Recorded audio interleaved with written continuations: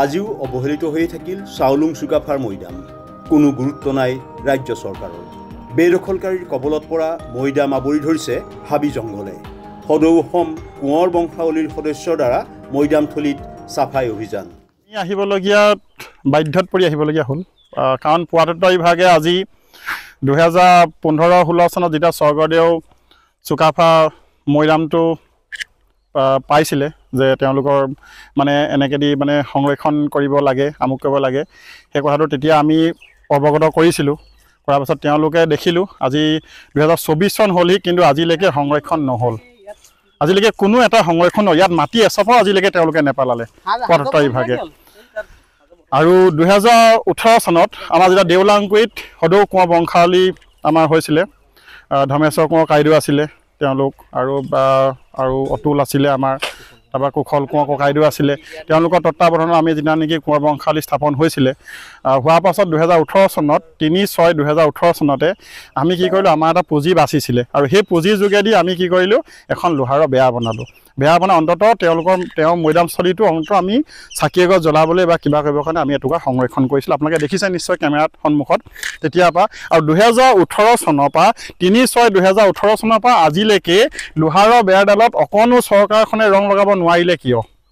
আমাৰ কোঁৱৰ বংশাৱলীৰ ফালৰ পৰা এটা প্ৰশ্ন, তেওঁলোকে আমাক কওক, যদি তেওঁলোকে কি কাৰণে নোৱাৰিলে? 1 নম্বৰ কথা। 2 নম্বৰ কথা, তেওঁলোকে ইয়াত অন্ততঃ মাটি চাটি পেলাই অন্ততঃ পৰ্যটক আহিবৰ কাৰণে কিবা আহিবৰ কাৰণে ইয়াত যে চাউলুং স্বৰ্গদেউ চুকাফাৰ যে মৈদামস্থল আছে, আপোনালোকে সেইটো সংৰক্ষণ কি কাৰণে নকৰিলে? আজিও বেদখল কৰিব বুলি কৈছে, তেওঁলোকে বেদখল নকৰিলে। আপুনি এইফালে চাওক, ইয়াত কেমেৰাৰ সন্মুখত আপুনি দেখিব, ইয়াত আপোনাৰ বেৰা আছে, বাউণ্ডেৰী মাৰি থোৱা আছে ইতিমধ্যে তেওঁলোকে। তেতিয়াহ'লে আমি এটা কথাই অৱগত কৰিছোঁ কোঁৱৰ বংশাৱলীৰ ফালৰ পৰা, যদি আপোনালোকে পুৰাতত্ব বিভাগে যদি সংৰক্ষণ কৰিব নোৱাৰে, তেতিয়াহ'লে আমাক কওক। আমি কোঁৱৰ বংশাৱলী ডেকা চামে বা কোঁৱৰ বংশাৱলী আমাৰ যিসকল বাই ভনী ককাই ভাই গোটেইখন আছোঁ, আমি লগ লাগি আমি অন্ততঃ এটকাকৈ গোটাই হ'লোঁ আমি অন্ততঃ আমাৰ নিজৰ পিতৃপুৰুষজনাক আমি সংৰক্ষণ কৰোঁ।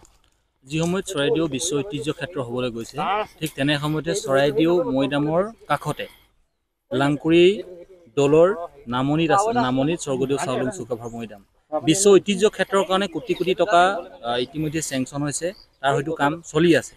কিন্তু এই ক্ষেত্ৰত মৈদামটোৰ কথা কিবা গুৰুত্ব কিয় নিদিলে?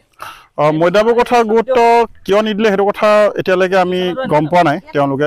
তেওঁলোকে অন্ততঃ এটা কথা আমি গম পাইছিলোঁ যে প্ৰতিটো মৈদাম সংৰক্ষণ কৰা হ'ব বুলি কৈ আছে। এতিয়া হ'ব, কেতিয়াকৈ হ'ব এতিয়ালৈকে আমাকতো অৱগত কৰা নাই। আৰু মই ভাবোঁ তেওঁলোকে অন্ততঃ চকু মেলি চাওক, অন্ততঃ পূৰ্বপুৰুষজনা যদি চৰাইদেউ মৈদামখিনি যদি সংৰক্ষণ কৰিছে, মৈদামখিনি সংৰক্ষণ কৰাতকৈ 1 নম্বৰ কথা, লগতে মেইন যিজন পূৰ্বপুৰুষ আছিলে, যিজনে হাতৰাজ মাৰি একৰাজ কৰিছিলে, 600 বছৰ ৰাজত্ব কৰিছিলে, তেওঁৰ ভাগৰ মৈদামটোহে প্ৰথম সংৰক্ষণ কৰিব লাগে, তাৰ পাছত বাকীখিনি তেওঁলোকে মৈদাম সংৰক্ষণ কৰক। শেষত দাবী কি জনাব? দাবী এটাই জনাইছোঁ চৰকাৰক, যদি চৰকাৰে স্বৰ্গদেউ চাউলুং চুকাফাৰ মৈদামস্থলী সংৰক্ষণ কৰিব নোৱাৰে, তেতিয়াহ'লে আমাৰ কোঁৱৰ বংশাৱলীক তেওঁলোকে এখন লিখিত দি দিয়ক। ইতিমধ্যেতো আমি তেওঁলোকৰ পুৰাতত্ব বিভাগৰ অফিচত আমি যামেই, অফিচত গৈ আমি জনামেই যে আপোনালোকে যদি অৱগত কৰি যদি আপোনালোকে সংৰক্ষণ কৰিব নোৱাৰে, তেতিয়াহ'লে আমাক দি দিয়ক, তেতিয়া আমি আমাৰ স্বৰ্গদেউজনাৰ মৈদামস্থলী আমি সংৰক্ষণ কৰিম নিশ্চয়।